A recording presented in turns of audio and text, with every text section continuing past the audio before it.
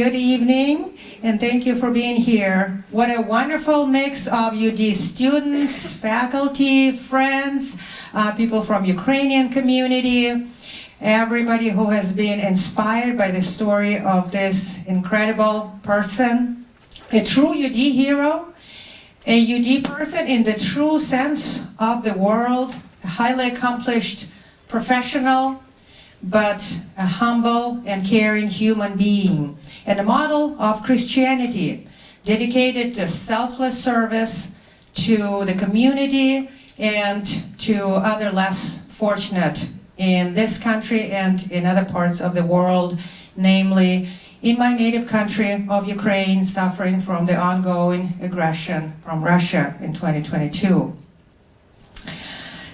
Dr. Alex Valadka serves as a professor of neurological surgery at the University of Texas Southwestern Medical Center in Dallas.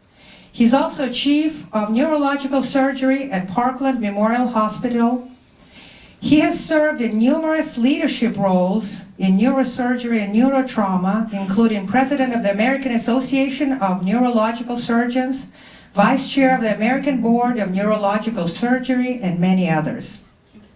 Dr. Valadka graduated from the University of Dallas and went on to medical school at the University of Chicago. And since the beginning of Russian war on Ukraine in 2022, he has been traveling to Mechnikov Hospital in Dnipro, and that's in eastern Ukraine, so it's in the frontline zone, it's not safe. He's been doing it twice a year to help gravely wounded, and he has been doing it entirely on his own resources and using his own vacation time. But as you will see from these images, a lot of them, by the way, are quite graphic, it's far from being vacation. So, words fail me to express my gratitude and admiration for Dr. Valadka and for all the good that he brings to the world. And now I would like to also thank Dr. Roper, who introduced me to Dr. Valadka in the middle of summer and asked me, hey, would you like to bring Dr. Valadka here to UD? He's an old friend of mine, but I didn't even know that he's been doing this work. And you can imagine my enthusiasm. I said, yes, of course. So since then, I started pastoring the Office of Student Life, which was in the middle of preparation for the fall orientation. So Moi, forgive me, I was not trying to be annoying. I was just excited. But a huge thank you to Moi Brown and the Office of Student Life, Dr. Roper, who he will be here shortly if he's not here, and to the wonderful intern Leah Lopez. Is Leah here? Can you wave to us? So please, yes, Leah, who is also a brilliant student of Spanish and many other subjects, I'm sure. So thank you so much for helping making this event possible, for also organizing a reception for us afterwards, so something else to look forward to, but you have to deserve it, so no reception until the end of the talk. There will also be a Q&A session. And also I have to say a big thank you to our wonderful marketing and advancement team that has been very, very helpful in preparing this event. So please help me to welcome Dr. Valadka.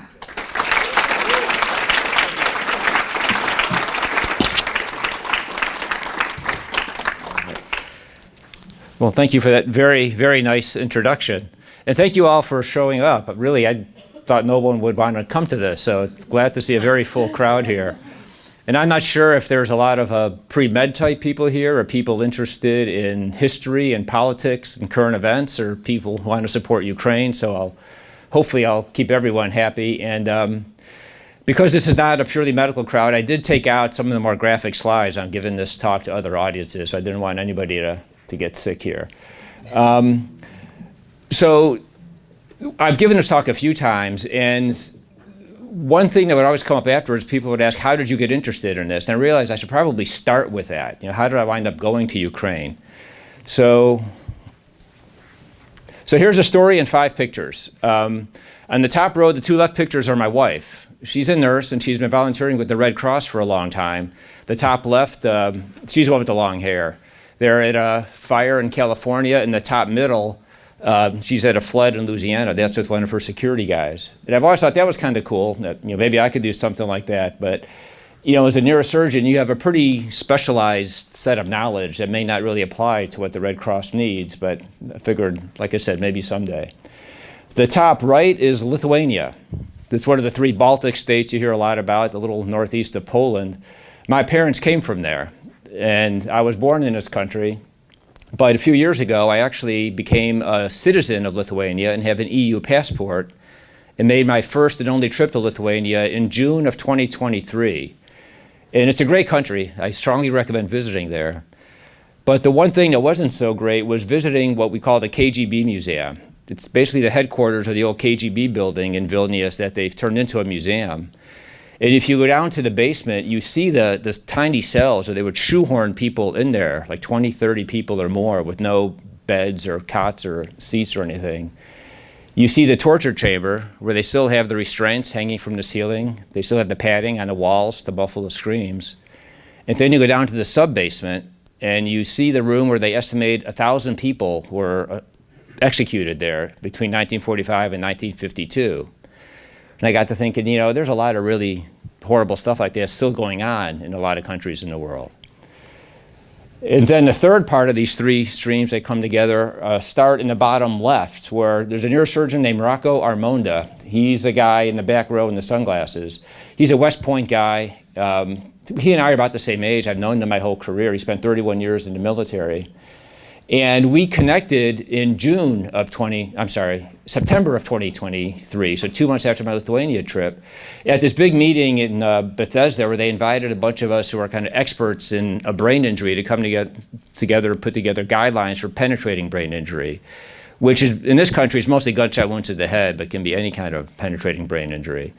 It was supported by the military. And Rocco was talking about his experience in Dnipro, because he had been connected with them in 2022, and he made his first trip in February of 2023, and I got to talking to him and found out that we have friends in common. So in the Uber on the way from that meeting to the airport, I was calling and texting people to try to get my trips set up. And I'm technically sponsored by this group called Razum. They're in New York City. They're a 501c3, a nonprofit group. They're kind of a Ukrainian advocacy group. And they organize a lot of trips, but a lot of that is to the western part of Ukraine, and it's for things like brain tumors and pediatric neurosurgery and spine. But nobody was really going all the way to the front. So I kind of go on my own, but technically, I guess if I get in trouble, they'll try to get me out. So to get everybody oriented here, this is Ukraine. Here's Belarus up here. Here's Poland. Here's Romania. And here's Dnipro. This is where I go. The green is all the territory that Russia took beginning in February of 2022, and then Ukraine took it back. So right now, this is what Russia has, these 5 oblasts, which are like provinces or states. There's a lot of OSINT, open source intelligence websites you can get information from. This is the ISW, the Institute of War. There's one called Deep State.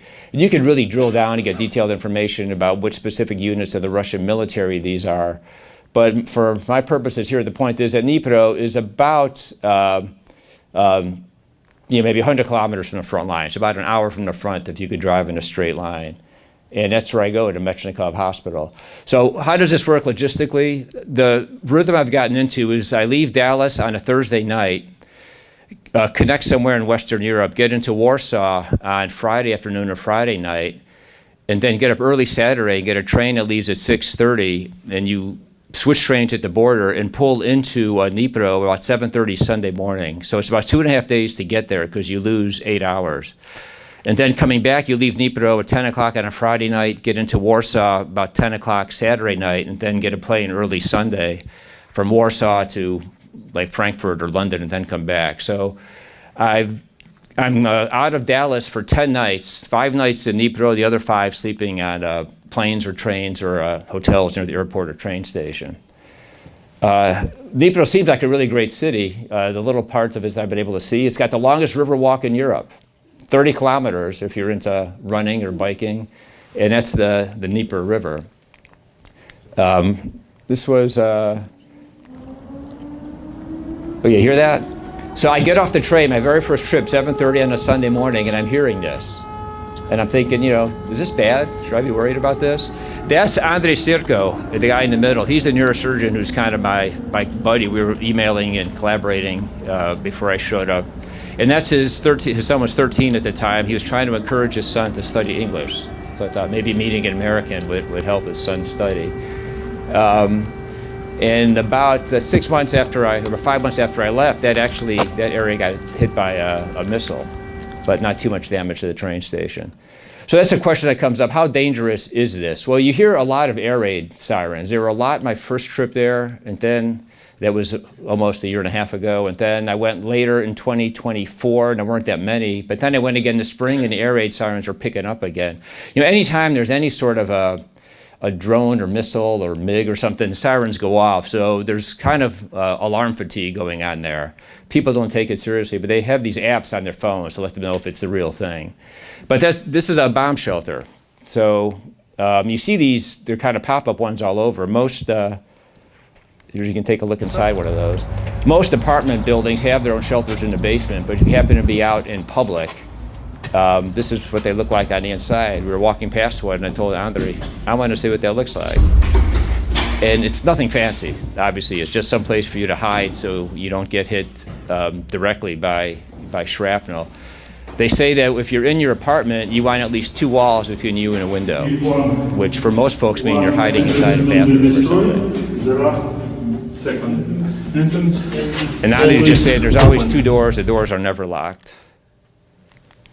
Now, these are parts of the city that have been hit by bombs. This was just like a regular store or building you could see anywhere around here. What you don't quite appreciate is how easily the windows get broken here. The blast takes out windows all the time. So if you look on the bottom left, they call these wooden windows. One of the phrases I heard a lot was wooden windows are our new reality. They try to get glass as quickly as they can, but they can't keep up with the demand. This part of town gets hit because there's a small factory here that makes components for missiles. As I said, I leave on a Friday night. So that Friday morning of my first visit, it was like 4:30, 4:45 in the morning. And I couldn't sleep. So I'm awake and thinking, am I going to be able to get another hour or 2 of sleep out of this? Or should I just get up and start working? And right then I heard 2 really loud bangs outside. And they kind of knew what it was. And I did what you're not supposed to do. I ran to the window. And it smelled just like the 4th of July out there. And I figured, well, I better try to grab a shower while we still have electricity and hot water. And then a couple hours later, though, it's fine. You walk into the hospital and you get to see the farmers pulling up in front of the stores to deliver their stuff, all the usual people you see riding the trolleys and things like that.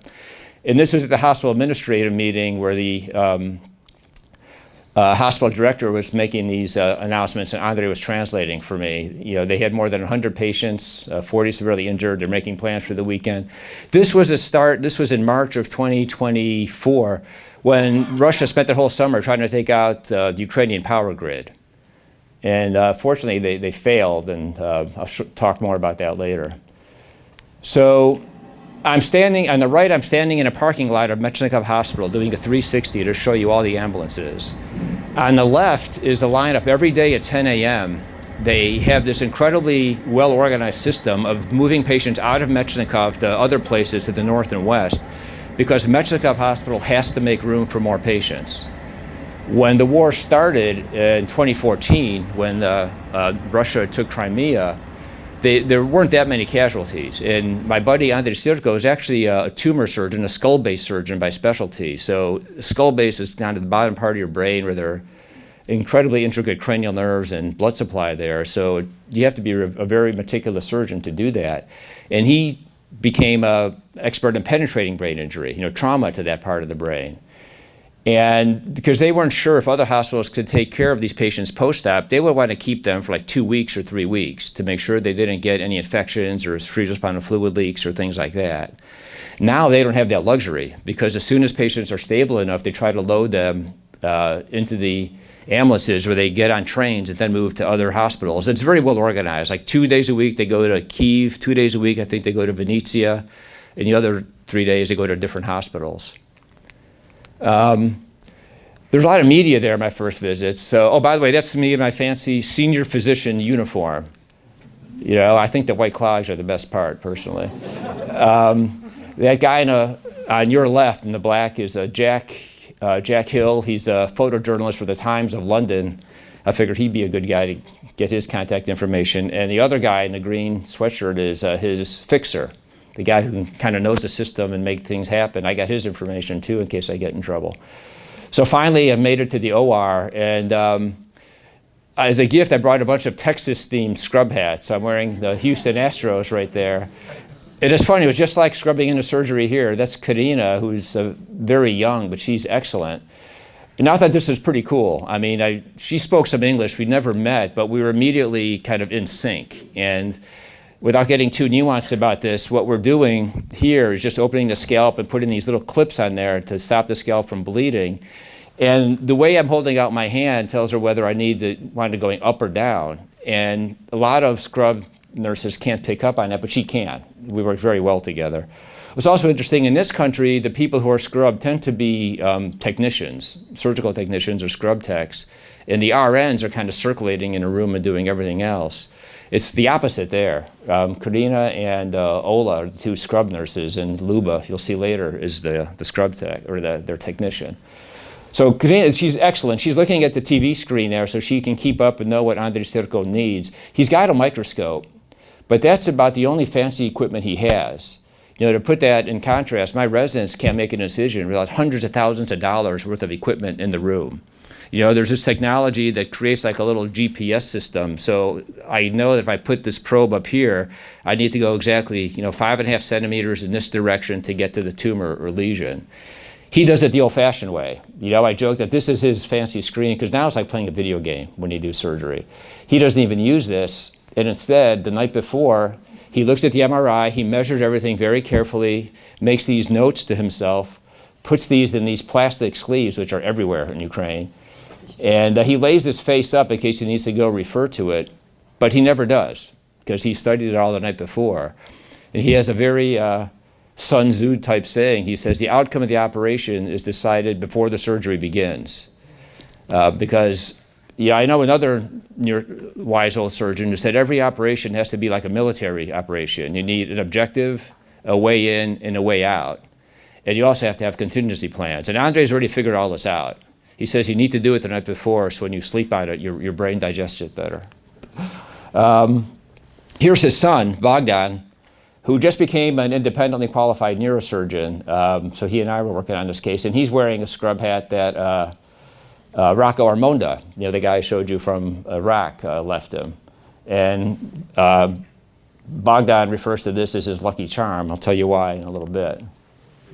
This is Andrei's office. He has these things lying in some jars. I took these out. This is all pieces of shrapnel he's taken out of people's heads. So the problem in military right now, it's not bullets or rifles, it's the blast and all the stuff that can cause horrible penetrating injuries. That's Natalia, the anesthesiologist, waving from the other side of the room. Now you'll notice that you can tell this patient is lying on her left side down. You can tell by the way her right foot is positioned. So in this country, the anesthesiologist would be here. They want to be close to the airway. But their system there is, they're sitting over there. All the monitors are facing her. But it takes a little getting used to when you're wondering, why is anesthesia way over there? And of course, everything now is electronic anesthesia records and medical records. But she fills all these things out by hand. Everything is color-coded. This is blood pressure, this is heart rate, this is respiratory rate. This is kind of the back of the OR. Lots of glass in here. They kind of cover everything in these old tan-colored sacks. And this is the chair Andrei Sirko likes to sit in when he does microsurgery. Some surgeons prefer to stand. He prefers to sit, and he's got a nice new chair, but he likes this ratty old thing for whatever reason. It makes him feel more comfortable. So there's more Texas-themed scrub hats. There's Luba, like I said, the circulator or the tech, and here's Ola, and finally Natalia agreed to wear the Astros hat. So this is clinic, and I think probably most people here have been to a doctor's office where there's a whole separate building for that, right? And you sit in the waiting room, and there's a bunch of different patient exam rooms, and that's not where the doctor lives or has their, the business side of their practice. But this is Andrei's office. This is just like if you go to your faculty's office or one of the buildings here, And what happens is that patients start showing up in the morning, and there must be some scheduling that I'm not aware of, but there's no electronic medical record or anything. The people walk around with their records on a bunch of pieces of paper, those plastic sheets I showed you, and you all have a CD with their MRI scans. Now, Andre has a tumor practice, so he needs a CD to look at. And it's like patients just stand out in the hallway there. So this reminds me of a young guy we saw who had a wicked scar on the side of his head, but fortunately it was from combat, but it didn't do any penetrating damage to his brain at all. He was lucky. He had some sort of minor congenital, slightly abnormal thing in his head, but it was fine. And so Andre is writing everything on paper, which he stamps and gives to this guy. There's no dictation. And then this guy looked at me. This guy was about 30 years old or so he was a company commander, probably in charge of maybe 100, 150 men out in the field. And he looks at me and says, "You are the American." Because Andre is very active on social media, so I figured he must have, said, "We have an American here." And I said, "Your English is very good." And then he got this sad look on his face, and he said, "I was an economist in Kyiv in my former life." You hear a lot of people saying that. In my former life, I used to do this, I used to do that, and now I'm in the military. And this was another very memorable story. So another strange thing that happens there in clinic would never happen here is that a lot of people come in with CT scans or MRI scans from their parents or their spouse. And you're not actually seeing the patient, you're talking to the patient's relative, looking at the images and trying to come up with a plan. So this was a woman whose mother's probably in her 70s. It was kind of a very complicated story, and Andre tried to explain to me, and her MRI scans weren't really classic, so I guess initially I wasn't sure what the problem was. They thought maybe she'd had a stroke. And it turned out she had a malignant brain tumor, something called a glioblastoma, for any of you who know that. And what's interesting is these people are very, very stoic. If you've ever spent any time in an emergency room or an ICU, you know that when patients or families get bad news, sometimes there's a lot of screaming and yelling and crying. And these people, they just, no complaints, no tears. It's all a very kind of flat affect. That makes it even sadder in a way. So, Andre kind of, took care of her and she left. But then I would get there early in the morning because I sort of know how to get to Andre's office where we meet in the morning, but you have to go in the back stairwell and up and over and around. And in case I got lost, I wanted to give myself extra time. And as I said, his office is just in a hallway where patients would stand. There's a little bench that's less than 3 feet wide where you can sit. And I turn the corner, and this woman is sitting there, by herself. She wanted to get there early. So I don't speak Ukrainian. She doesn't speak English. So I sit down next to her. We're literally shoulder to shoulder, touching each other, kind of talking into my Google Translate app on the phone and kind of getting each other's story. And she was telling me about her husband and children in Slovakia. And I was telling her about my family. It was, like I said, a very, very memorable patient experience, even though we couldn't even speak each other's language. They have actually a very nice rehab facility there. And because it was a gift, a lot of it was funded by this guy, Viktor Pinchuk, who is a billionaire. I don't think I'd ever met a billionaire before. And I was there for a grand opening of the rehab center. And then Andre laughed, told me they had about 8 or 9 grand openings. Every time a VIP would come through, a government official or a rich person, they'd give him the grand opening tour. But when this guy found out I was an American, he was all over me. He spoke English very well. He's been to Dallas a few times. And he told me that he and his wife owned a sculpture made by an American artist, and they sold it for $11 million US, then gave that money to the hospital to kickstart their rehab place. So I checked, and this is an older slide. According to Wikipedia, back then he was worth $2.0 billion, the 1,655th richest person in the world. I checked again a week or two ago. He's now worth $3.2 billion. See, I should go back and meet him again. And Andre loves this slide. So this guy is Sergei Rozhenko. He's the director of the hospital. He's a really good man. He's a surgeon who works all the time. And Andre looks at this and he laughs. He imagines I'm telling him, "You only pay your doctors this much. You need to pay them more." This is where the rehab facility, so this was a young soldier who got a bad blast injury, an injury to his forearms, the muscles and nerves there. So this is a way for him to try to bring this green thing through all his numbers and hopefully regain some function. Like I said, a lot of fancy equipment. It's a pretty impressive place. This is Ilhor, and he's a 55-year-old guy from Zaporizhia, and we operated on him, and Andre actually put this on, the hospital released this. This was a social media thing for them. I think he was number 15,987 that the hospital has seen since the war started in 2014. And they say that when they started getting casualties, a bunch of them showed up at once, and the nurse just started writing numbers on them, 1, 2, 3, 4. And Mechnikov averages about 1,050 patients a month. So I think last time I asked Andre, they're up to 44,000 that the one hospital has seen, civilians and military personnel injured by the war since 2014. Obviously, it's increased quite a bit since 2022. The hospital, Mechnikov, was actually built when Sam Adams, that's a Freudian slip. When John Adams was President of the United States. And for those of you who don't remember American history, that was 1798. And right now, the hospital normally has a census of 1,200 patients, but because they have all these extra people from the war, they've been averaging about 1,600, 1,650. And I'll show you a little later where they're putting all those patients. So Ilhor did pretty well. So this is a kind of a confusing story. They told me there's an American in the hospital with this gigantic brain tumor. I mean, literally, this woman has a tumor the size of a fist at the left side of her brain. It looks like a meningioma, which is a benign tumor. But yeah, that part of the brain that controls speech in most people, controls movement of your dominant arm.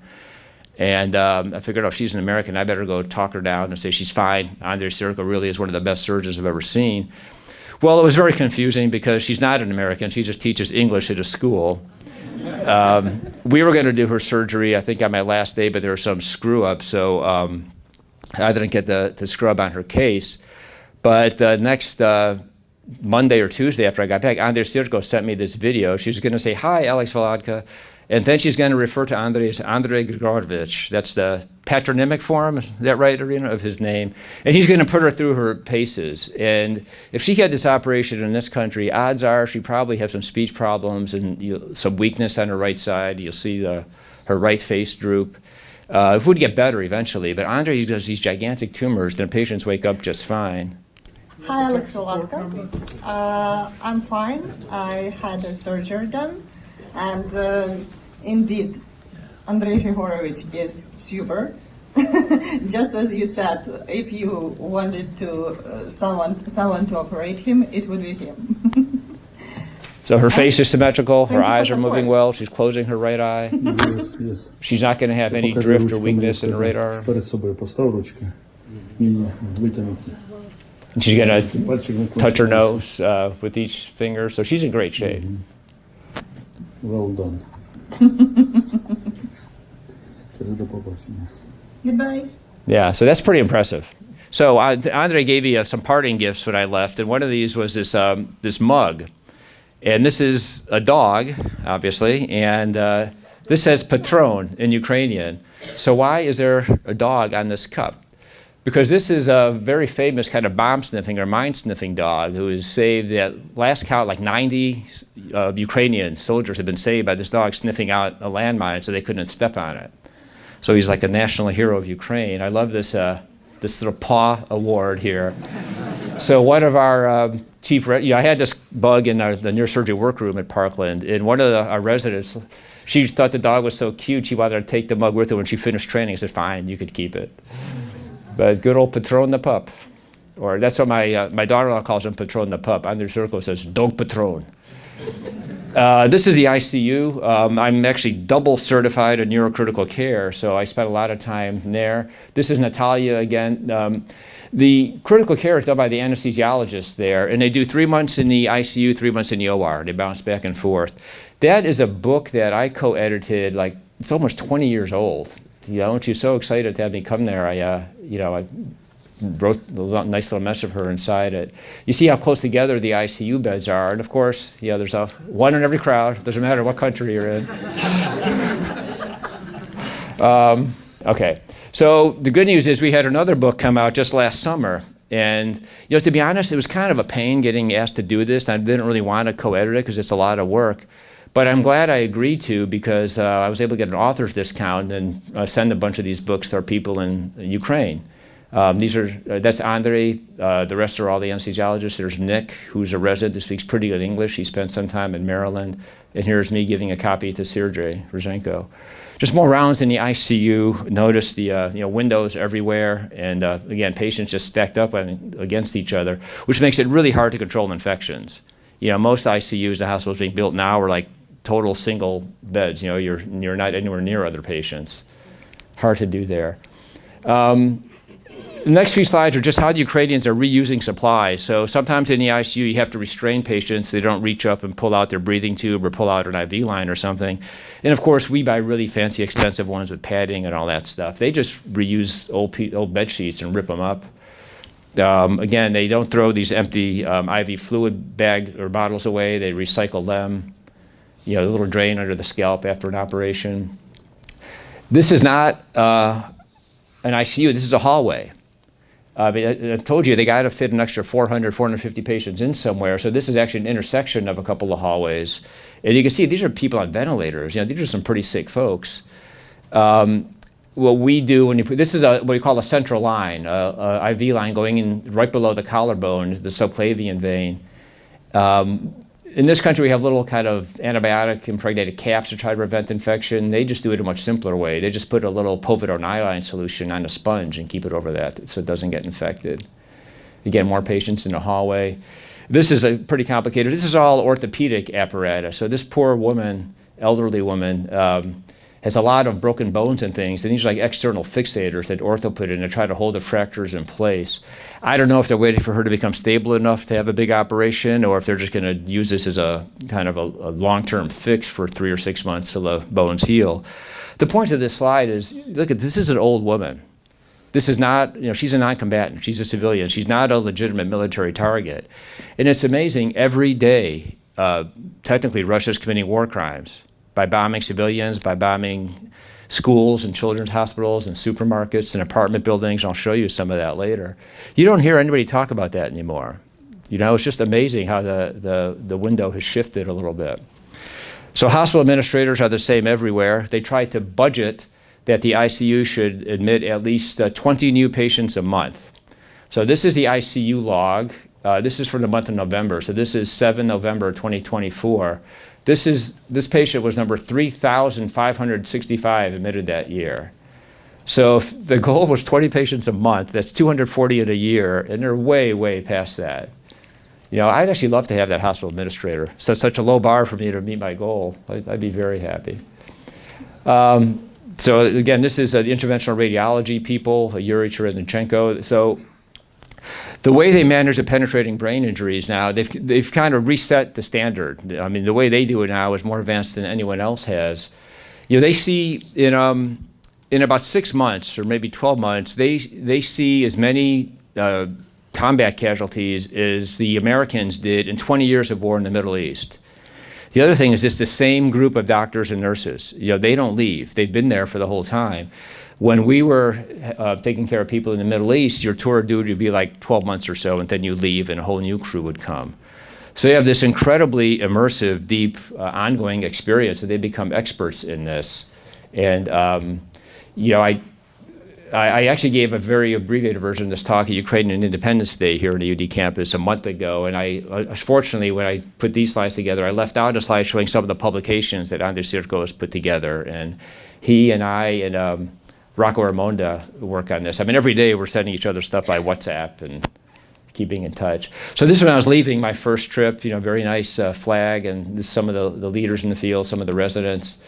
And I knew I'd have to give him a gift, so I went online to the Alamo store from Alamo in San Antonio and got this little plaque that's a version of Colonel Travis's most famous letter, you know, appealing to all the free people in the world, victory or death. I really like that. I became an honorary member of the Ukrainian Neurosurgical Society, only the third person to do so. So what happened on my subsequent visits? Well, this is what happened to the hospital a week before I got there. So I went back for my second visit end of October, 11 months ago. And a missile landed not too far away, kind of in an empty area between the hospital and apartment block. And it actually killed 4 people in the apartment block and 20 were injured. Fortunately, nobody at Mechnikov was seriously hurt, even though Andrei Sirko's son was in an emergency operating room. They have a separate area for emergency operating rooms. When the window got blown out by this bomb, in the middle, literally, the guy's brain was open. He was operating on it, and all of a sudden, there's dust and dirt in the room. His son said at first thought he was dead. It was such a loud blast. He did lose the hearing in one of his ears, but it's pretty much coming back. So he lucked out there. This is from the outside. This is like the area where the operating rooms were. You can see the damage from the missile is right there. You can see the damage there. That's what it looked like on the inside. And I'm always amazed by how these windows break. I don't know. You guys know Dr. Olenek, right? Physics guy? Yeah, he was here when I was here. He has to explain to me why some of these windows break and some don't. Look at these are like right next to each other. And this is what happened to the ICU. All these windows, somehow from vibration or something, got shattered. So these are more wooden windows. And they're working on rebuilding the damage, but it's so hard to get building material now in Ukraine. This is when you leave the hospital going out the main entrance. You can see, obviously, and look up here, too. This is the operating room. Remember I showed you all the glass? Well, they had to replace that panel with a sheet of plastic. So this is Luba. I never knew she had red hair. Remember, she's the circulator in the OR. She's everyone's favorite grandmother or big sister. And I actually went online in the country and found some of these scrub caps with the Ukrainian trident, the symbol of the military. And I sent some to Andrei. So he's here in his OR he's at Georgetown now, but Washington Hospital Center. So he's wearing one with his team. And I wear one of these when I'm here at Parkland, but Luba liked my hat. And have to play to the hometown Dallas crowd here. Andrei really likes the Dallas Cowboys cap I gave him. So even 6 months later, he's wearing it when we're kind of planning what to do for this operation here. So this was in the summer of 2024, so after I left. Why is Andrei in the dark? He's working on his laptop at home off battery power. Because remember, the Ukrainians are going after the power grid. So, Russians go after the power grid. What? Russians attacking power. Oh, I'm sorry, Russians. I'm sorry. Thank you. So Andrei sent me the screenshot from his phone, and these are the days of the week. And these are the hours of the day when your specific house or neighborhood would or would not have electricity. So black means no, gray means you might, and white means you're guaranteed you should. So if you look at this, like this is from 7 a.m. to 11 a.m. I mean, how are you going to get up and get ready to go to work and feed your kids breakfast for school and all that stuff? Or down here, from like 4 o'clock to 4 p.m. to 8 p.m. Again, you're trying to get dinner ready without electricity. It's crazy. Fortunately, I think Russia backed off on that because by the time I went to Andrei's house later that summer, he did have electricity at his apartment. So we do have a couple of research studies going on. Quickly, this is actually enrolling patients right now, funded by something called MTech, which comes through the Department of Defense. It's basically a way to hold an infrared light up to someone's head and look for blood. So if you can do this non-invasively, that's really important on the front line. It helps you prioritize whom to triage. It's not that popular in this country, though, because we have CT scanners at every street corner here, right? They're like 7-Elevens. So it doesn't tell you much about how big the blood is or how deep it is or anything, but in kind of a far forward area, what they call the stabilization points up front there, it could be useful. Excuse me. Here's one looking at blood-based biomarkers, which the military is really eager to do. This is kind of funny. They basically had some money left over, and we said, can we use it to do a biomarker study? They said, sure. Usually you have to spend all these hours writing a grant and negotiating.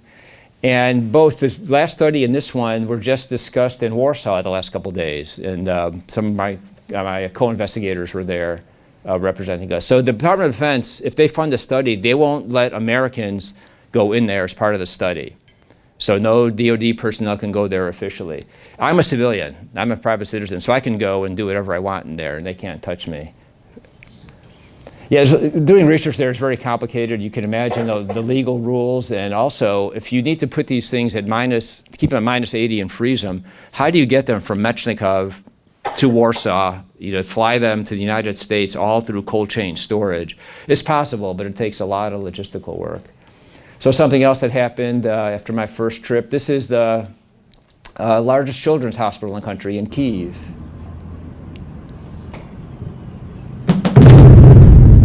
I mean, you know, they bombed this hospital. These poor kids are trying to get their chemotherapy. You know, I mean, if that's not a war crime, I don't know what is. And this is Zaporizhia.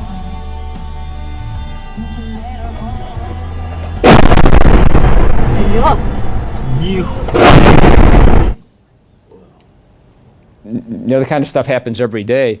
Now, there were 2 bombs there. That reminds me that what the Russians will do a lot of times is they'll send the drones in waves. So they'll send a bunch of them, and then maybe an hour and a half later, they'll send another bunch of them, knowing that when the first ones hit, people are going to come out to help. You know, emergency medical services, paramedics, and neighbors are going to try to clean up. While they're out there doing their stuff, then a second wave will take them out too. You know, it's called a double tap, and they do a lot of that. Yeah, that's just, again, what happened. I think that was in Zaporizhia afterwards. So back in the ICU, that's Olena and Eugenia. So the way we work at our ICU, we would ask the nurse to order labs like at 4 in the morning or something, you know, basic blood chemistries and things like that. So they'll get sent to the lab and be back by the time we round in the morning a couple hours later, and the results are all in the computer. Over there, they order it, they have to write out the orders by hand, do it at the blood's collected like 7 a.m. They get the results about 1 p.m. And then these 2 ICU doctors, see that one of them looks in the lab computer, reads out, you know, the sodium is this, the potassium is this, the glucose is this, and this one actually writes it manually in each patient's chart. You know, it's just amazing how different they are. Just some ICU stuff here. Like I said, I was playing around there. Here's a very sick lady. And there's Nick trying to explain to me what the Ukrainian words are for all these different vent settings. This was another very large, complicated tumor. Now, Andrei Sirko is a pretty even-tempered guy. You know, not a whole lot bothers him, and he kind of keeps an even keel. But he was really worried about this tumor because it was really big and in a pretty hard spot to get to. But again, the patient did great. Now, Andrei did 99% of the work, but he tells the patient, "The expert from America helped with your surgery." So. You know, true spirit of academics, I didn't really do the work, but I'll take credit for it. This is Svetlana. She's an ICU doc. This is her 12-year-old son. Gave me this very nice little picture here. Again, I've never met him, but you know, it kind of tells you how the Ukrainians feel about this. So I'm going to speed up a little bit here because I don't want to keep you guys from the refreshment. So we're going to go back in history here to more than 80 years ago. So I know I'm talking to a lot of young people here. Do you guys know what happened on June 6, 1944? D-Day? Okay, I asked my residents that. They had no idea. So you guys know that in 1944, the Allies started taking back Western Europe, right? And they marched. They were in France and Belgium. And they were doing pretty well until December when, you guys ever heard of the Battle of the Bulge? So you know that's when the Germans on December 16th launched a big counterattack. It's called the Battle of the Bulge because if you look at a map, the line separating the west from the east, there's kind of a bulge where the Germans were pushing westward. And the Americans were in trouble. They were caught by surprise. Also, there were a lot of clouds, so their aircraft couldn't really do good reconnaissance. And the Germans were making a lot of progress, and they got to this town called Bastogne in Belgium. And you could see the letter that the German commander sent to the American commander. Now, the American commander was only a 1-star general, Anthony McAuliffe. His boss was a 2-star who was supposed to be there, but he had gotten called back to Washington, D.C. So I basically sent this letter saying that, you guys can read the whole thing for yourself, but basically, the only possibility to save is if you surrender the town. You have 2 hours. Otherwise, we're going to blow you all up and kill you and all the civilians, and we know the Americans don't like civilians to be killed. So, and by the way, this is so long ago, they actually delivered this in person under flag of truce. So like a colonel, a major, and 2 lieutenants under a flag were able to deliver this in person, and the Americans didn't kill them. So the Americans had 2 hours to deliver a reply, and they're thinking, well, what do we do? What should we say? And when Anthony McAuliffe got this, he read it, he just crumpled it up and threw it in the trash, said, "Oh, nuts." And they're thinking, what do we do? And later, one of the officers said that General McAuliffe was the only general he ever knew who didn't use profanity. Otherwise it would have been a much stronger word. And they decided, you know what, we'll just tell the Germans what the general said. So this was their reply. So the American, they go under a flag of truce, give this, and there's a German major who's translating, what does this mean? The American said, it means go to hell. And the Americans actually held out. It got pretty thin there for a while. At one point, they were down to just 10 bullets per day. But this is all happening on December 22nd. And by December 26th, they were kind of rescued by who? Patton. Yeah, George S. Patton, who actually, Patton kind of knew what was happening. He started moving that way even before Eisenhower gave him the orders. That's what a good General Patton was. So remember that story. And you guys ever hear of Snake Island? Do you remember this story from the beginning of the war? So on February 24th, 2022, when Russia launched their full-scale invasion, the Moskva was the biggest ship in the Black Sea, a Russian ship. And Snake Island's a tiny little island. It's 80 acres. Now, this is of interest to UD people. Apparently, legend has it that Achilles is buried there. I doubt that, but it's a good story. But it's strategically located because you control the mouth of the Danube River. And there were 80-some Ukrainian soldiers there, and the Moskva started going that way, telling them, look, you guys, you don't stand a chance. Why don't you surrender? Come join the Russian military. Life will be good. And this wasn't under a flag of truce. This was on the International Emergency Channel, Channel 16. And no reply from Snake Island. And then the Russians got a little more obnoxious and said, made more demands, and no reply. So I think they actually launched a few missiles on the island. And finally, they came with the third reply, basically even more and more strident. And this was the Ukrainian reply. And the initial word Zelensky said, I think that there the next day, is unfortunately all of those 80 people were killed defending the island. Fortunately, that wasn't true. They were taken prisoner, and I think most were released. But this became, just like nuts became a rallying cry for the troops of World War II, this kind of became a German rallying cry. And I got a mug out of it. So that's kind of the spirit of the Ukrainian people. So to finish up here quickly, what can we do? What am I trying to do to help? So my first trip there, these are all these endovascular devices. So these are things you feed through your femoral artery and your groin go all the way up. You can treat aneurysms and arteriovenous malformations and stroke. This is tens of thousands of dollars worth of equipment. This is Yuri. He's like a kid in a candy store here. So I actually brought them in my suitcase. So this is a box Rocco Armonda sent me. Rocco gets more stuff from companies than anybody I know. And I got a few from our place too. So this is my wife putting them into the suitcase. So on the left here, this is really all I need to travel, right? It's like a roller bag and kind of a good-sized computer case. All of this is full of medical supplies. And I'm trying to cross the border, and the Ukrainian guy says, what is in bags? And I try to say, Dr. Mechnikov, surgery? And he says, medical? I said, yes, it's okay. So I was able to get that stuff in there without a problem. But now what Rocco does is he collects all this stuff. Rocco lives in Washington, and the headquarters for ROSM are in New York City. So he collects this stuff, and every couple of months he pays for a van and drives the stuff up to ROSM headquarters himself. And ROSM does the customs and the shipping. And it gets to Andrei Sirko. I happened to be there once when a bunch of this stuff arrived. And this is like bread and butter stuff we use every day. This is special kind of sealants and hemostatic agents. This is drills. There's stuff for the ICU here, and it means a lot to them. I've created a monthly neurocritical care conference with the Ukrainians because the ICU folks had a lot of questions about how we do things. So this is kind of the slide I use, and I put it in English, then I run it through Google Translate. This is Mechnikov Hospital, here's Parkland. So this is the English version, and here's the Google Translate version of what I said. If you know a little Ukrainian, I at least know a little bit of the alphabet. So that's Midazolam, you can kind of figure that out. But some of these words are like a foreign language. The other thing is just doing what I'm doing now, kind of calling attention to this, media type stuff. So this is Bob Woodruff, who was an ABC News reporter. He was in Iraq when he got hit by an IED, and they had to decompress his brain, take off a big part of his skull. And unfortunately, this guy's a journalist, right? He has to be able to talk and write. And he had a hard time doing that. He made it back to DC, and then Rocco, did what they call a cranioplasty, put it back together. And actually met Bob Woodruff at a meeting 6 months ago, and he talks great. He describes it as sort of like weird. Imagine all your words are like index cards in a file cabinet, and you've gotten most of them back, and then randomly one of those words will be missing, when somebody took that file card. But he's doing pretty well. But this is another ABC person, Martha Raddatz. She hosts the ABC Sunday morning show, and she's a big supporter of Ukraine. So she and Rocco have been there for the anniversaries of the full-scale invasion in February of 2023, 2024.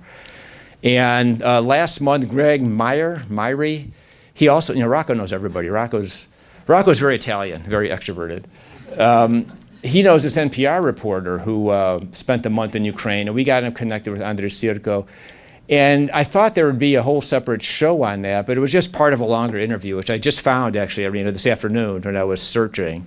There are a couple of paragraphs in there where he talks about what great work Metchnikov is doing. Largely, he mentions Rocco by name, largely through the equipment Rocco brought them.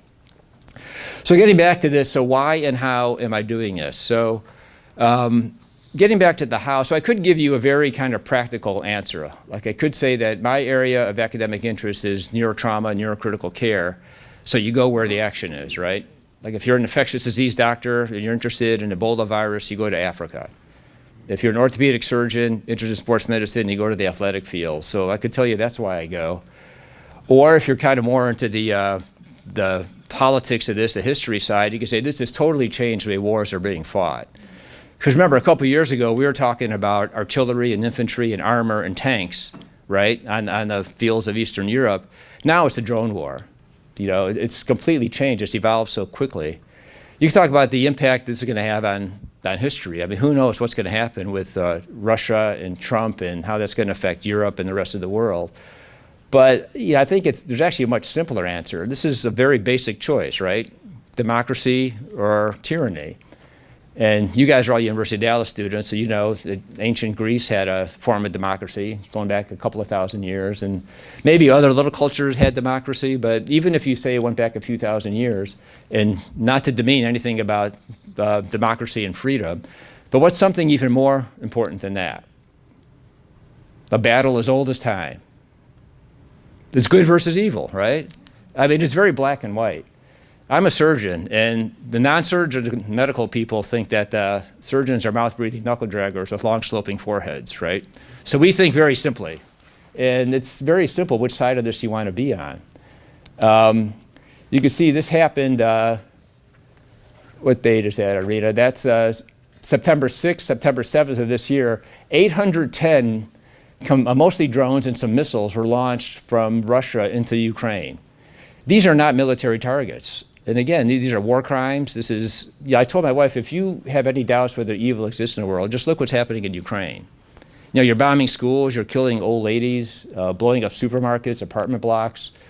I think a couple of weeks ago, the way what they call them pensioners, old people who need the government pension to stay alive, there's a mobile truck that's supposed to go give them their money. And unfortunately, I don't know if it was a drone or missile, exploded and killed like 20 of them.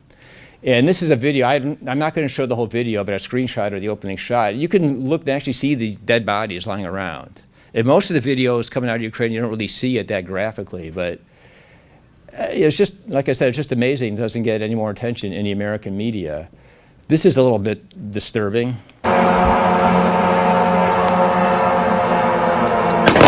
That's a drone flying into an apartment block.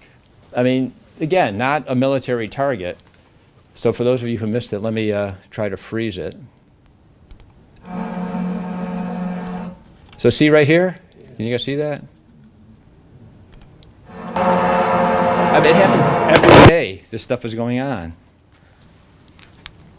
So to try to wrap this up, this is the way I ended this talk when I was talking at Ukrainian Independence Day. The only thing, I modified this quote, but anybody know who said this?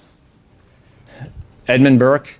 He probably never actually said it, but the idea is the same. I modified it a little bit. But the only thing necessary for the triumph of evil is for good men and women to do nothing.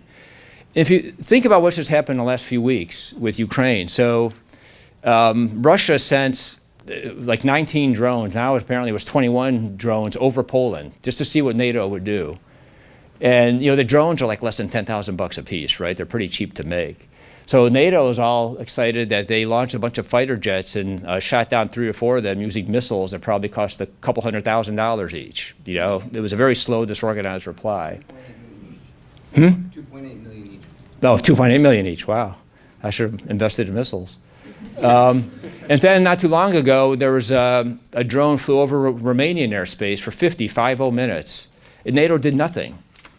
And I was listening to some of these podcasts that they suspect that there must have been a Russian submarine somewhere in the Black Sea kind of downloading all the intelligence that that drone was getting as it was flying over Romania. And now I hear Russia sent another one way to northern Poland. So they're basically testing us. And NATO's doing nothing, right? So yeah, only thing necessary for Russia to succeed is for NATO just to keep talking a lot and doing nothing. So another reason why I get involved, you guys recognize this quote, right? Anybody younger than age 50 know where this came from? Huh? No? Pink Floyd? Anybody here ever hear of Pink Floyd? Yeah.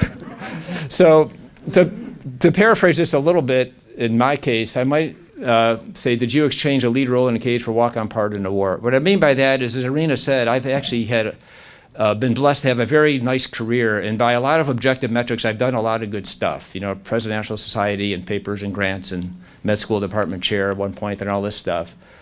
And not to demean that stuff. I'm glad I did it, and nothing against the people who do it now, but compared to what's going on in Ukraine, that's like nothing. You know, what's happening in Ukraine just dwarfs that. So, you know, am I exchanging kind of maybe being a big fish in a small pond for just a walk-on part in the war? Yeah, I think so. I think it's probably a pretty good trade. And finally, you guys remember Natalia, that one anesthesiologist with the short blonde hair? I've shown her a couple of times. My last visit there, she said, "Don't forget about us." And it was very sad. I kept thinking about that on the train on the way there. So my first visit there was just kind of an introductory thing, right? Just kind of get the lay of the land. And then I kept thinking, how do I up that? You know, what am I going to do in my second visit? So I told Andrei Sirko I wanted some more time in the ICU, which was great. And then my third visit, I actually spent a couple of nights taking call in a hospital. You know, I was in Dnipro for 5 nights, and I spent 2 of those nights in the hospital. If I'd known, I could have saved money on a hotel. But then I realize now, I don't need to try to raise the bar anymore for my fourth visit, because just by being there, it does mean a lot to them. You know, they really appreciate someone coming all the way there and going back numerous times, you know, for a long-term relationship, not just a one-off. And I told them, I'll be there throughout the war, and I'm going to help you guys with the reconstruction also. So actually, my last visit there, when I was upstairs in the OR, Zelensky was down visiting the troops. I was very disappointed he didn't ask to meet me. But you see, that's him at Mechnikov. And, you know, again, this is a great quote by Winston Churchill that they have in a plaque there. And this is Andrei Sirko's slide. So thanks for your help and support during the war.